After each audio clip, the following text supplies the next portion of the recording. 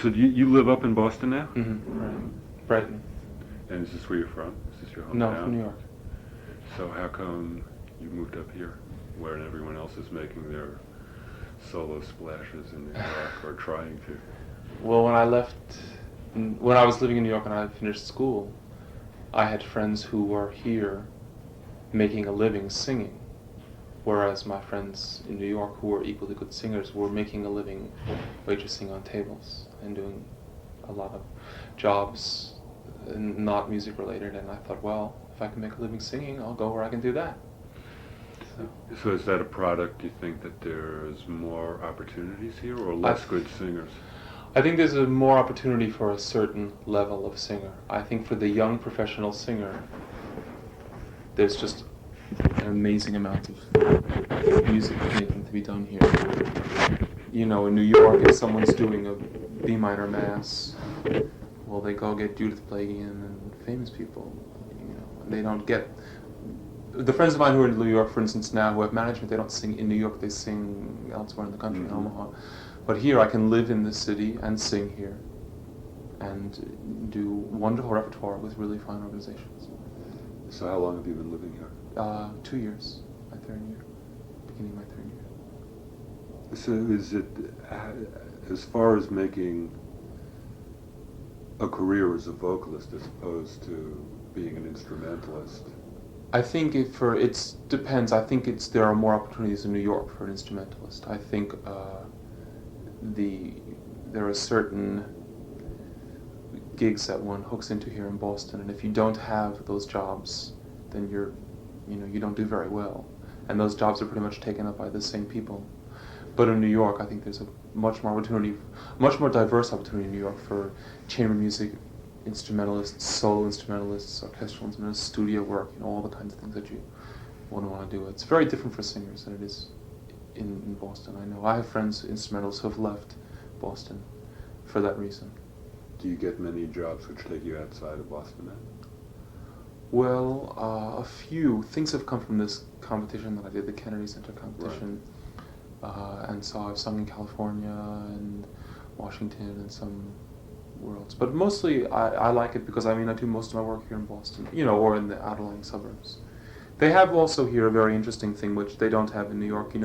Here, in Germany, every little town has an opera house. Right. Well, here, every town has these choral societies, which some of them are very, very good. And so there's a level of music making on the amateur level that is quite high and quite excellent. And that's where most of the singers here in Boston have made their living. You sing in here, Wellesley, all Right. over. And some of them, I did in Elijah with the Wellesley Choral Society, which was this woman conductor, Dolores Corley. She's just a spectacular conductor. We did the whole thing on one orchestra rehearsal. And it was one of the most exciting performances I've ever been involved in. So there's a level. That level does not exist in New York. The communities outer line don't have that kind of thing that they do here in Boston. Choral tradition. And so how often do you find yourself working? Pretty consistently. It's hard to say. It comes in groups and spurts. I sing a few times a month, sometimes more than that. And is that enough to survive off of? Yeah. It works very well for me. So you don't do anything else aside No. from singing? No, I just sing. So, I'm sorry. Keep on going. Well, I did spend last year, I spent a year they called it a graduate assistantship at BU. I sang for their opera program because they needed a baritone. And that was a very wonderful experience because I got to meet a lot of people and make certain contacts and got a lot of performing experience that I didn't have to go look for, especially in opera. The one area where Boston is not very, there's not a lot of opera going on here. They're just trying now to revive the Boston Lyric Company. Mm-hmm. But there's the Boston Summer Opera Theater, which I've done Figaro with, which has done some fine productions. But if opera is your strength, or what you'd like to do the most, Boston's a very difficult city because they just don't have a lot of it here. And what is it that you would like to do the most? Lieder and oratorio, and solos of the orchestra, but mostly lieder, recital work. And it doesn't strike me as if there are that many young people our age who are doing that. Is that a misconception on my part, or? Well, I think there never are many people doing it at all. You know, I mean, there you have a handful of internationally famous leader singers, Mm-hmm. and you know, it's a problem because there was a time well, from the turn of the century through the 40s, where leader was a very, very different kind of thing. Everyone came to New York to town hall and did recitals, and singers were expected to be able to do recitals in as intelligent a manner and as fine a manner as they could do opera. You know, it was expected that the singer would be able to do both, and that seems to have disappeared because, you know, money. It's all become a question of money, and opera is the thing in America that makes money, and so people give their support to, you know, opera companies, symphony orchestras, and the leader. It's very difficult. So where does that leave you? Do you either have to become the new Fischer Disco, or do you think that the tide might turn? And Well, I think leader things might are become more changing popular? slowly, but I don't think the answer is for me to stay here, meaning in America. I think I have to go elsewhere, you know, to Europe and see what that's all about. I mean, there's a basis for the appreciation there, the language, the culture. That's where it started, Mm-hmm. and so. But even, it's funny, even England, where they have a huge appreciation for leader in England. The constant input of the recital artists in London is really amazing. And so I think I have to go to Europe, eventually. But you don't have any specific plans to do that? Or No, but I think it's coming soon. meaning 6 months? Maybe. Within the year, I think. Uh-huh. I'm not sure. Well, would that be to check it out and see what's going on there, or possibly stay there and make your career there? I think it's funny, I don't think you can go to check something out. I think you have to go and just say, I'm going to make this commitment to go and see what I can do with 5 years of my time or whatever. It's very hard because it's a foreigner, you know, work permits and visas and all this kind of stuff. I think you have to go and say, I'm committed to going there. I have friends who've gone to European opera houses, for instance, Mm-hmm. and you can't really just see. You have to just say, will go and get a contract somewhere in a house in Germany, and hopefully that comes about. So. Tell me about the Kennedy Center competition. Is that a new competition? How long has that competition existed? Very new. It's every 3 years it goes piano, vocal, and then this year's string instruments. And this was the first vocal year that they had in 1979. And it was very exciting, and it was the first competition I'd ever done, and I've been spoiled by it because it was, having talked to my friends about other competitions, it was handled in an extraordinary manner.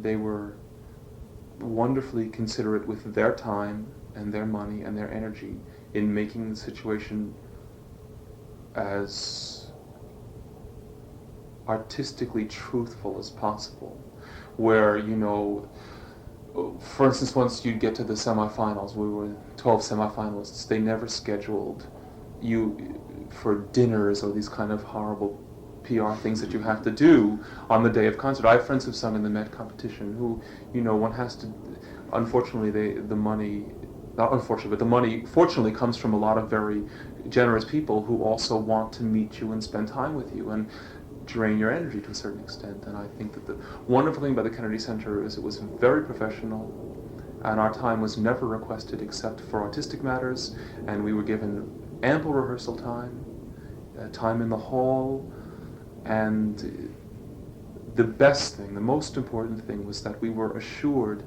in the preliminary audition of 20 minutes singing time. Mm-hmm. And in 20 minutes you can certainly show someone what your particular artistic voice is, you know, what you want to say. I mean, 20 minutes really gives it to you. Whereas a lot of auditions, you go in and they say, let's hear a 2-minute song, and then beat it. you know, and this is a wonderful thing. You go in there and you know within 20 minutes you can say something. You can show them who you are as an artist and what you want to say with the music. And that's the really wonderful thing about it. So, what did you place in the Third. And that Third. was amongst all vocalists, male, female? Yeah, it was the other thing that was wonderful about it was, you know, a lot of times when you get down to the finals, the judges like to discuss amongst themselves what they think, this, that, the other thing, no, it shouldn't be him, it should be her, da, da, da. What was great about the Kennedy Center was that, and it was really fair all the way throughout, in that they just did scoring by statistics.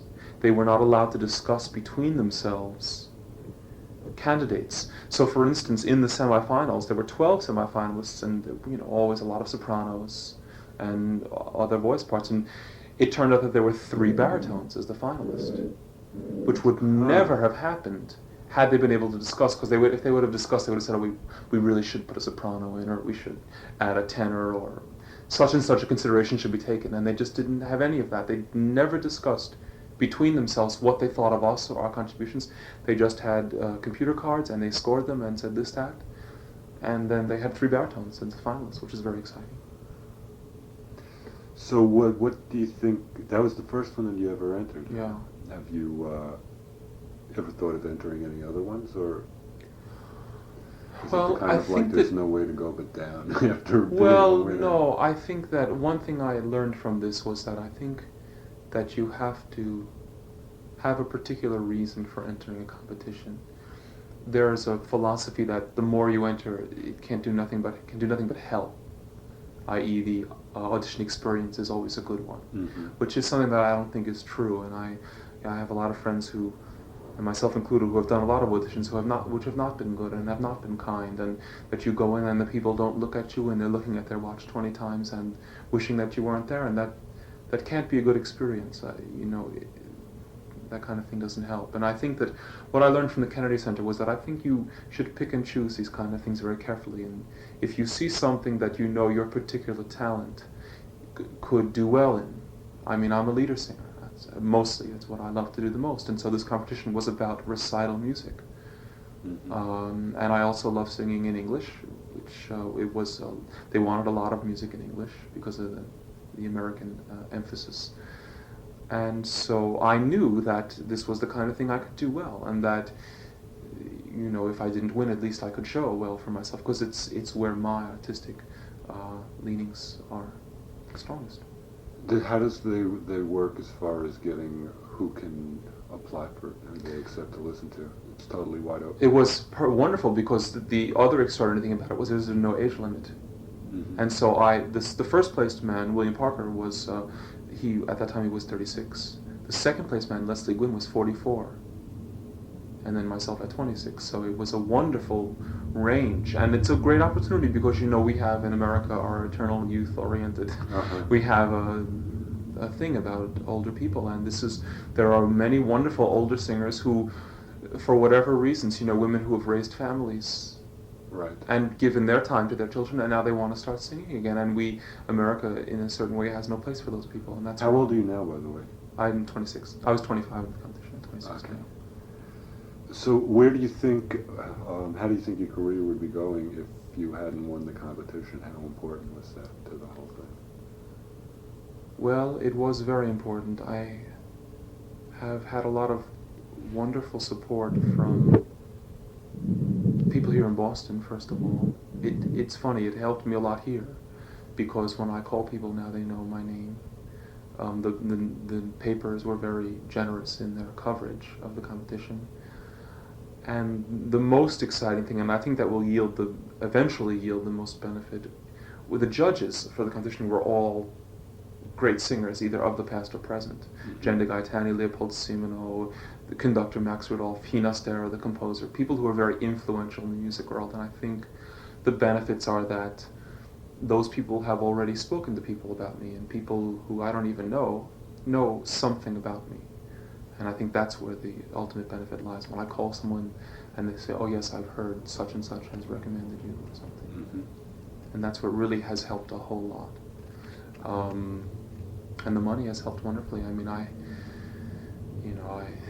lots of bills and things. So, So what was the prize? it was was $3,000, but then there was they had a lot of per diem and things like that. So it helped. It was nice to be able to pay my pianist a lot of money. We do a lot of work together. He works many hours, and his David Brightman, the person who's playing the Schubert, and it was nice to be able to give him a large sum of money, and thank you. Yeah. So, Brightman is someone who you've worked with for a long time now? Well, it's only been about 2.5 years, but it's very intense. We started working. I heard him play. I was doing a concert of Brahms' Liebeslieder, and he was one of the two pianists, and I was kind of amazed at the way he listened so carefully, but also maintained a great big fat pianist sound, and didn't have one of those kind of stereotypical following accompanist sounds, which sometimes, luckily that seems to be much a thing of the past, thank God. I mean, the world is full these days of wonderful accompanists. And, but David's playing is really extraordinary. And we started working in a very casual way. We read through great reams of repertoire, Winterreise, things like that. And then when the competition came along, it was just natural that we started working in earnest. So he was from New York as well? Oh, no, he's from here, Boston. Oh, actually, he's Canadian, and he was at MIT and then at New England, and now he's in California. But it's all very crazy. But we work together. I go out there, and he comes here, for specific concerts. He's coming back here in the fall. So he doesn't live in Boston? Not this particular year, but he has for the past 8 years. I see. So he's coming in from California? For the Schubert, yeah. He just got here 2 days ago. So we're working. Rehearsing. Yes, madly. Have you ever performed a Schubert cycle before? No, this is our first. How do you feel? That must be pretty. It's sort of like a big debut for you. Yeah, it's difficult. When you do a mixed bag program, your different strengths show up in different ways, and the variety of the music itself can carry the evening to a certain extent.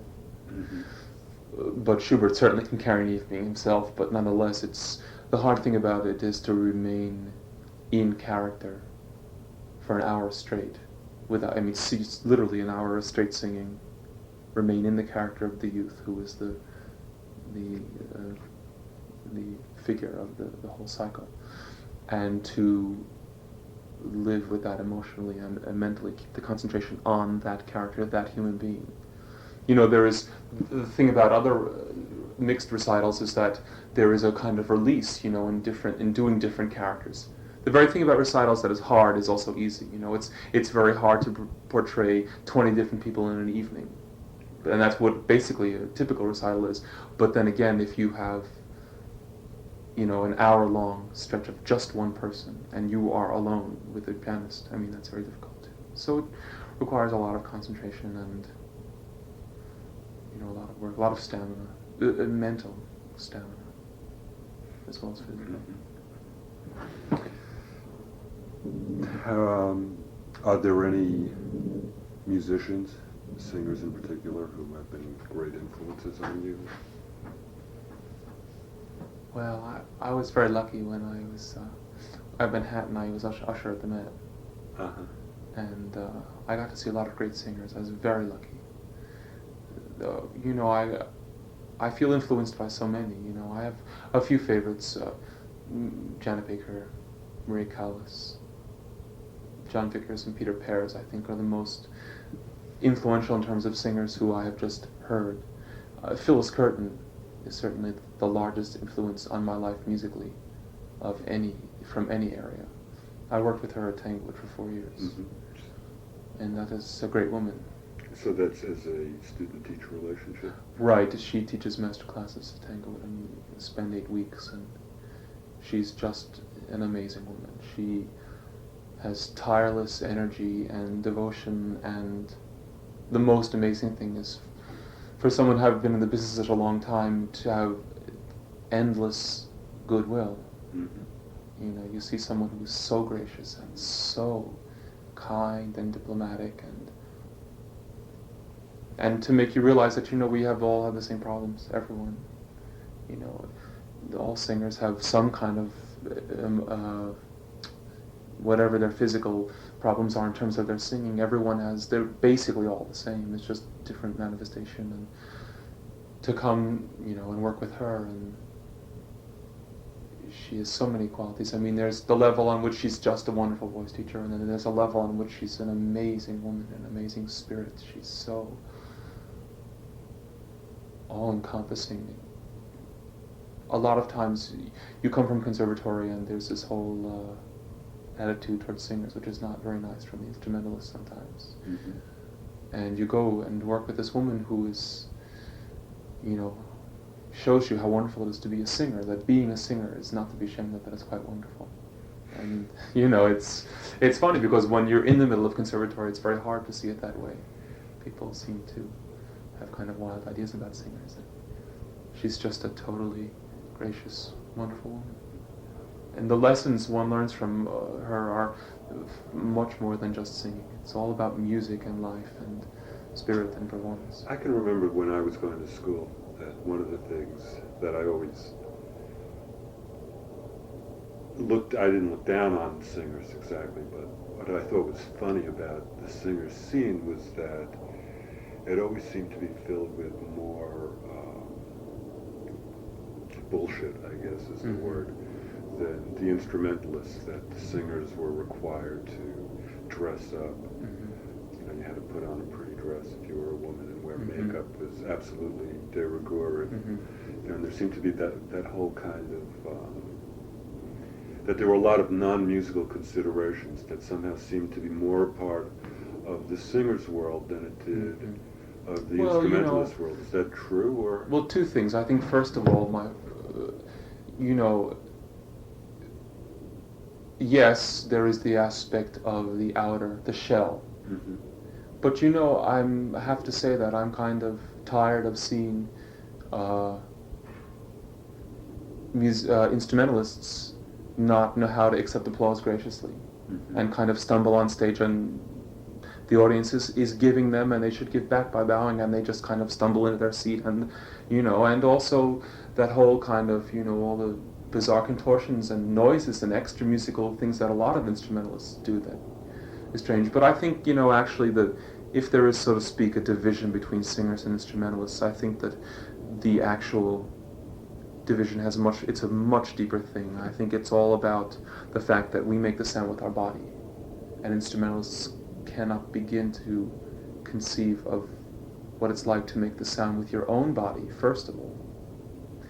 And that, you know, if you're practicing and your teacher says, no, your left hand position is not that, it's this. Right. They show you it's right there. But it's nothing to see. You cannot see what's in your throat. And they can't just change your arm or change your, you know, your armature, or they have to, singing requires so much more psychology. And I think that a lot of the superficial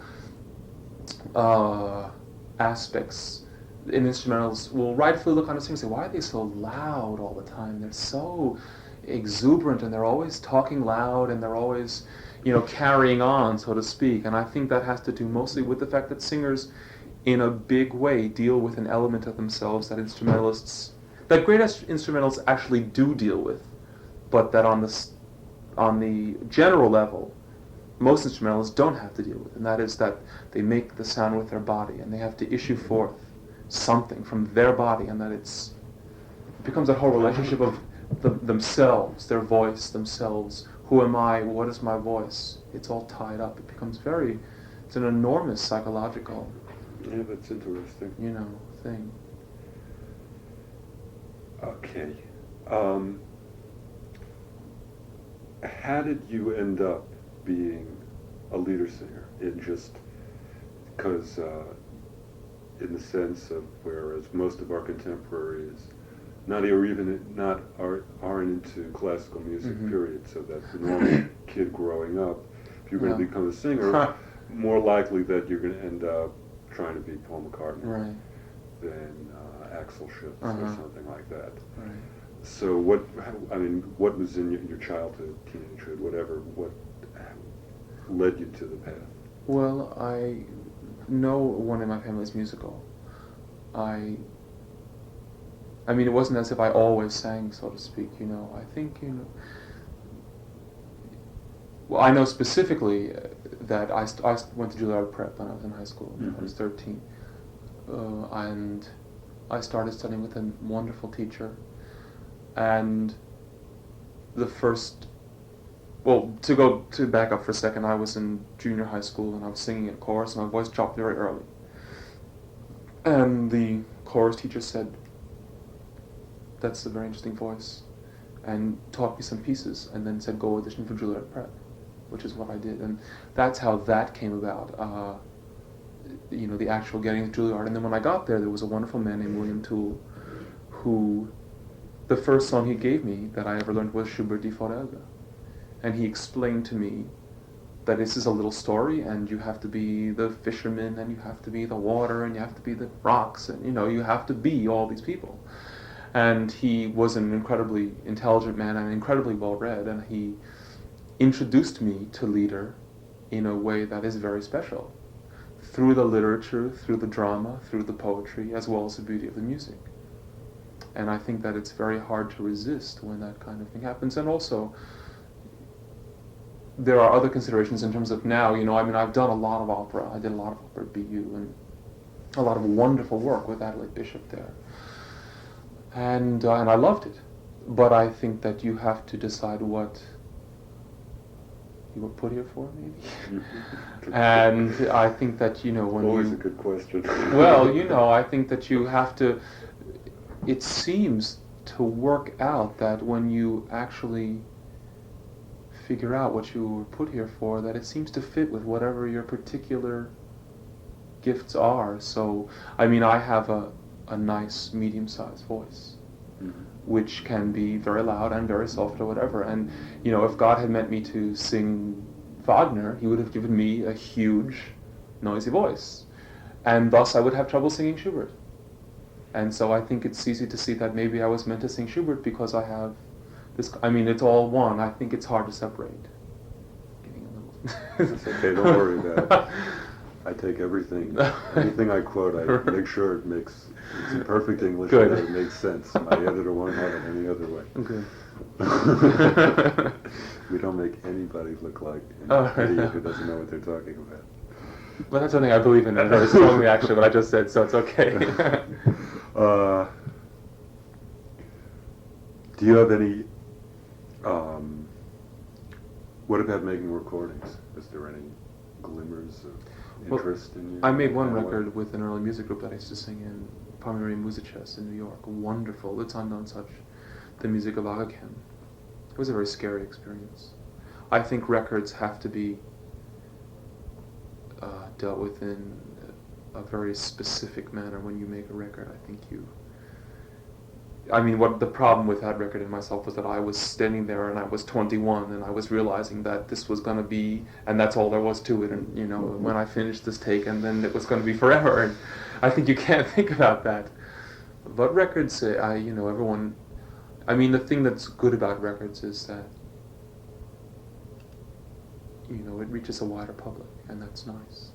People in Iowa can hear Janet Baker when she can't get there, and that's very nice. I think farther than that, it's a great financial boost. Well, if someone offered you a contract now, would you be ready to go and record? Well, I think carefully. I think there's to do some careful, careful repertoire. Carefully chosen.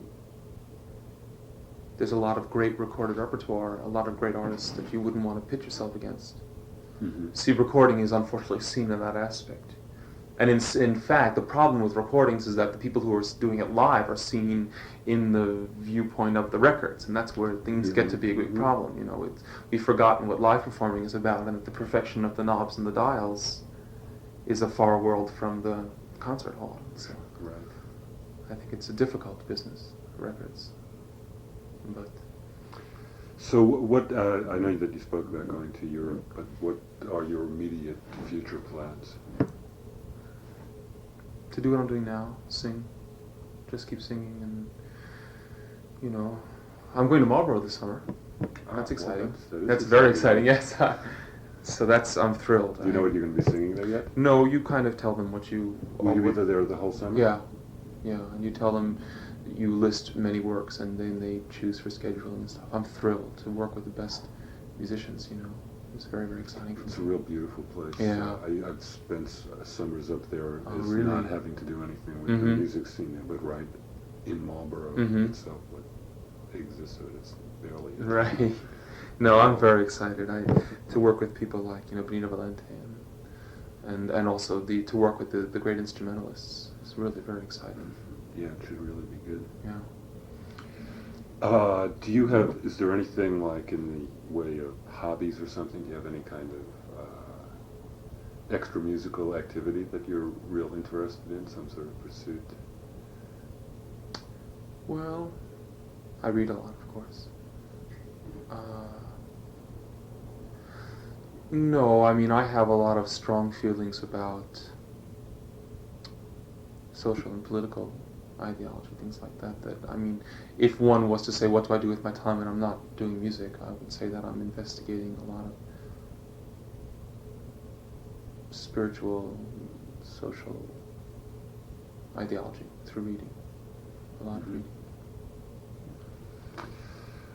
And I just got one more thing to ask you, and that's if you'd care to just talk about the St. John's performance in any sort of way, just because I'll probably Sure. bring it in since I was there and you did it. Well, it was very exciting. It's always exciting to do anything on a high musical level. And one thing that Tom Dunn is always, it's an extraordinarily high level. And the most exciting thing about Mr. Dunn is the way he handles the orchestra, which a lot of times is not the case with a lot of oratorial conductors. Either they're based in the choral tradition and they are not very specific with the orchestra. Mr. Dunn is absolutely, he knows what he wants from that orchestra. And so that's very exciting, and the chorus is a great chorus, and the pieces of John is just an extraordinary piece. But I'm excited, I'm doing the Matthew Jesus for MIT Choral Society. When is that going to be? May 4th. Well, that's So I'm excited about that, to do both Jesus. I sang the arias for the St. John for the cantata singers last year. So and then I sang the Jesus on the radio of the St. John for Lertzimus program, that when the cantata singers went there, so I've kind of done everything. And it was exciting. It's very exciting to sing Symphony Hall. Very exciting. It's a big, wonderful place. And the performance it's very exciting. We work with very high-level colleagues. To get to sing with someone like Charles Bressler is just, it's an extraordinary treat. Yeah, he was a show. Oh, he's just himself. Spectacular. He's, sometimes all the experience in the world goes for naught, but his experience in doing the evangelist and Passions for years and years, it makes it all there. You just want to listen and listen forever. So that was very exciting for me. That was probably the most exciting thing about it, his evangelist, to work with that.